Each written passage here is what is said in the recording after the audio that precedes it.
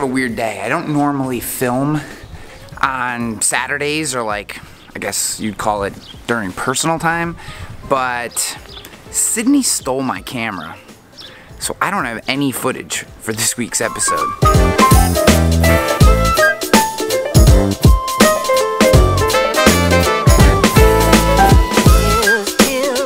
Why did Sydney steal my camera? So, it's kind of a long story. The short answer is, she fell in love with the Sony A7R III.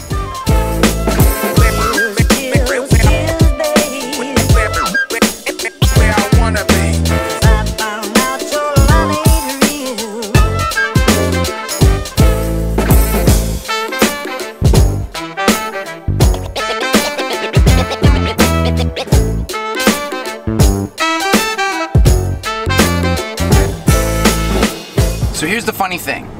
For all her altruistic talk of all you need is an iPhone and a dream and a good story and gear doesn't matter, you can watch her crazy gear doesn't matter video, like right up here someplace. You put a $3,000 Sony A7 Mark III with 120 frames per second and a full frame sensor in her hands, and she won't give it up. So we're down in Agent2021, Gary Vaynerchuk's event, which was absolutely phenomenal, but not for the reasons that you would think. I rented a Sony A7R III. It's Sony's newest camera in that line. Absolutely knocked down, fantastic camera. Peter McKinnon-esque, buttery, slow-mo, just unbelievable stuff. That's actually the camera that I filmed the GNN interview in and Spencer Holden interview. So if you've seen those two videos from the Independent Agent Reimagined series, then you've seen some of that footage already. But so I put that camera in Sydney's hands. Here's a $3,000 camera, Miss Gear Doesn't Matter, Miss Story and a Dream, Story and Put in the Work, whatever. And I couldn't pry it out of her hands. Like literally, I don't think she shot with her own camera. At one point, I had to go grab her camera or she would have forgotten it. And so then I had planned on bringing that camera home with me from Agent21 and sending it back to the lens rental company. Well, needless to say, comes time to pack up and go home, and the Sony is nowhere to be found. And at dinner with Sydney, I get a so what do you think about me taking the Sony to Innovation 18 IAOA's event? And so I extended the rental, let her borrow the camera. The only problem with that is all the footage I had taken for this week's episode was on that camera, and she took it to Arizona, so I don't have it. What I'm going to talk about instead are the three lessons that I took away, the three things that I took away from Gary Vaynerchuk's Agent2021 that impressed me, that will have a lasting effect on me as a professional, why I really hope to be involved in some of their events going forward, and what I think it's important for you in particular as leaders of organizations to think about, and I'll share with those in a second. How can I help you? Can I get a large hot coffee with milk and sugar?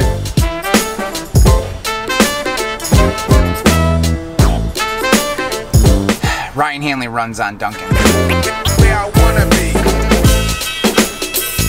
Now, if you're not familiar with Gary Vaynerchuk, then just Google his name. You'll see all the stuff that pops up. He's probably one of the most recognized entrepreneurial and marketing thought leaders. He also runs an incredibly large ad agency, media agency, and built his dad's wine business from $3 million to $60 million. That's really how he got his jump off. Thank you. Thank you very much. Have a good one. I don't think any word could explain a man's life. So any of you who have watched this channel with any regularity know that I have no problem referencing Gary and his stuff as a major influence in how I frame my own thoughts as a leader, as a marketer, as someone who shares expertise with all of you.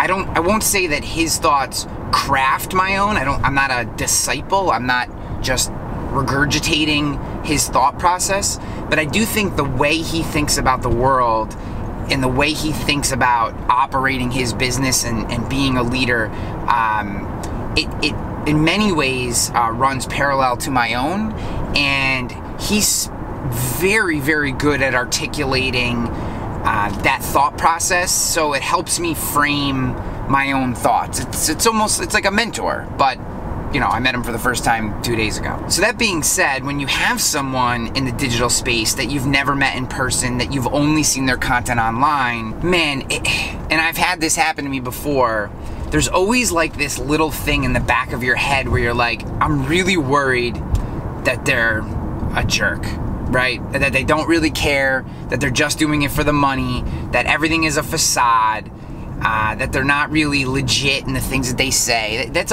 a worry. It's an honest to goodness worry, because I have met people in person, especially back during like my content marketing and social media marketing thought leadership days when I was like a guru kinda. You know, I met a lot of people that digitally I had a lot of respect for, that once I got to shake their hand and look them in the eye, I knew it was a lot of nonsense. It was a lot of crap, and that they didn't really care about the people they were serving outside of how many, you know, affiliate products they could shove down their throat in bullshit courses. So here's the deal, and I can tell you, take this for what it's worth. If you care, if you don't care, if you're a follower of Gary's, the thing that stood out to me the most, I got to meet him twice. He seems pretty legit to me, as genuine and as genuine a guy as I could imagine he would be. The first time I met him was just in the hall. He was walking by. I just wanted to shake his hand. I didn't know if I'd get a chance to see him again, so I just said, Gary, you know, great event, whatever. And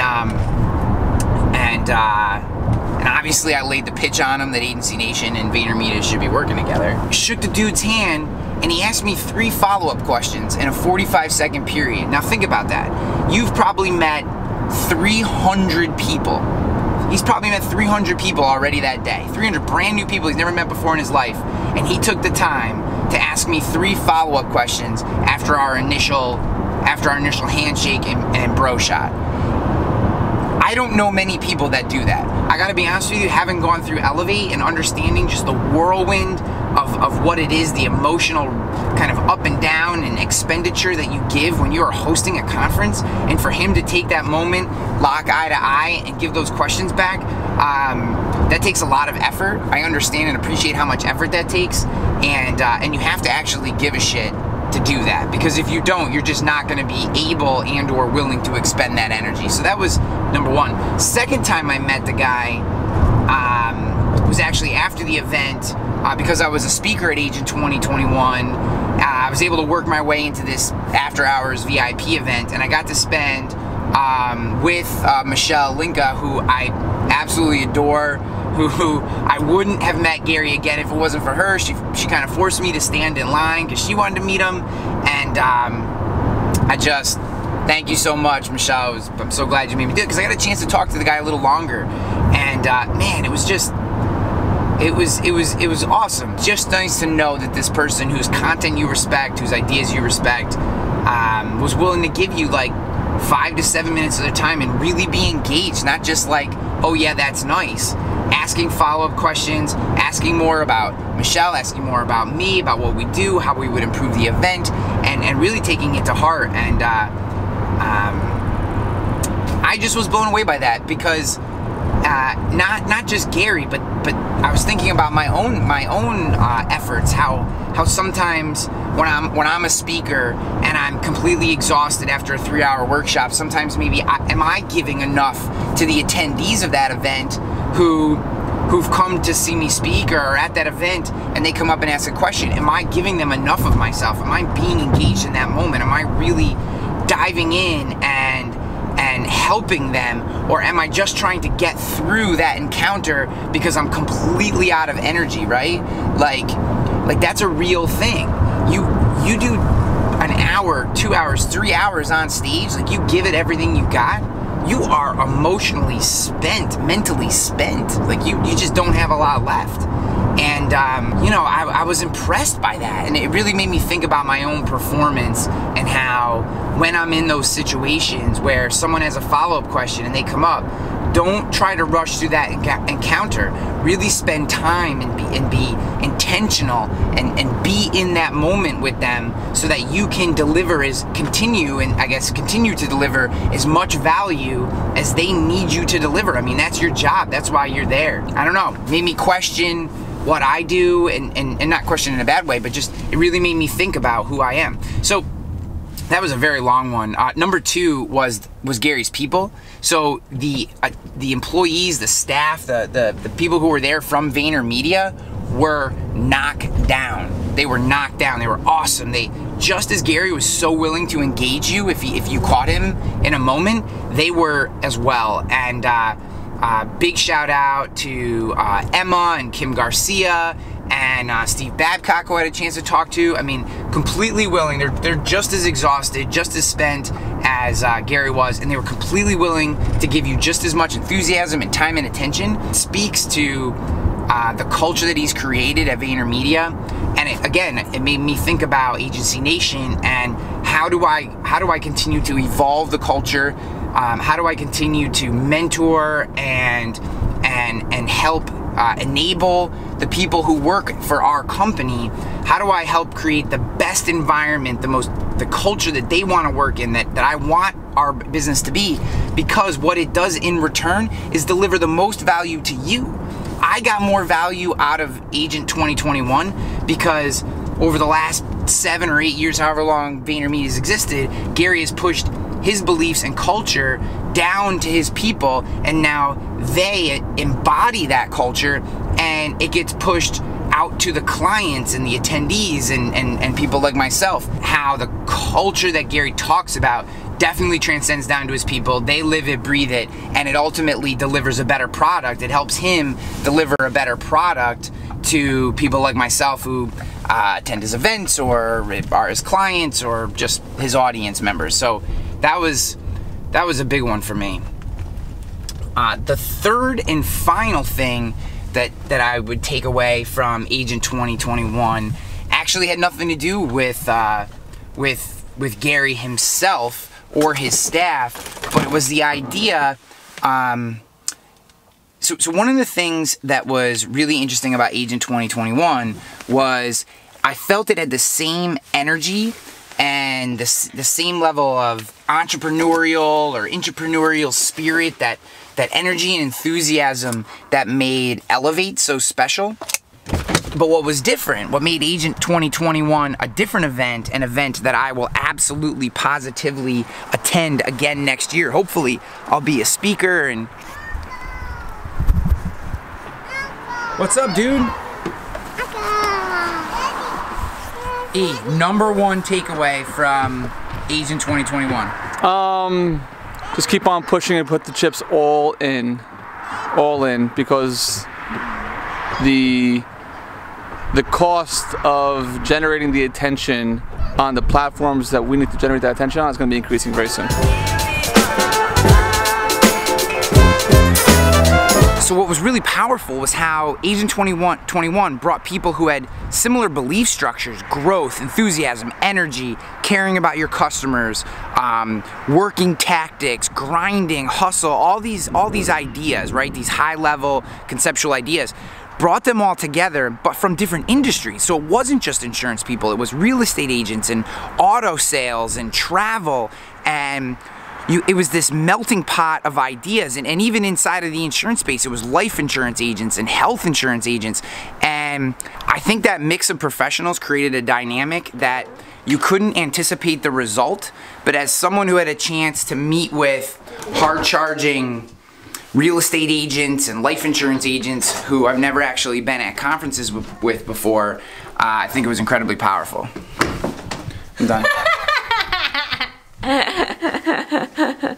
Don't hate the game. I'd clean, so you have to vacuum and do the garbage.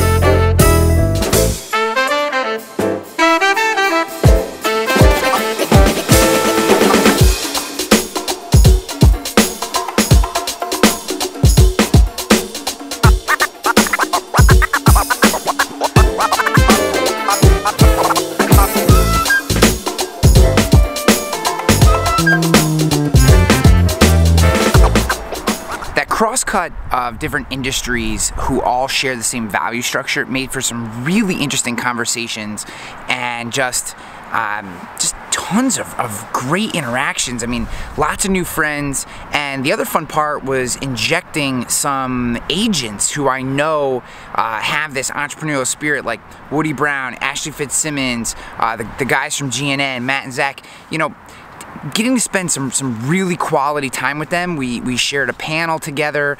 I was with Woody on a panel. I moderated a panel with Matt and Ashley.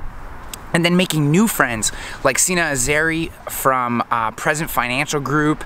I mean, just it was a wild experience taking different industries who weren't interested necessarily in the same topics, but shared the same values and same drive, and just seeing the type of conversations that happened. So for what it's worth, I think insurance professionals should spend more time outside their industry, interact with professionals from other areas of the marketplace, and spend time with those groups. You just learn so much, and I think you find ways to take what you're doing and inject it into your own business. So with that, I'm gonna go home. It's Saturday. I wanna go hang with the boys. Peace.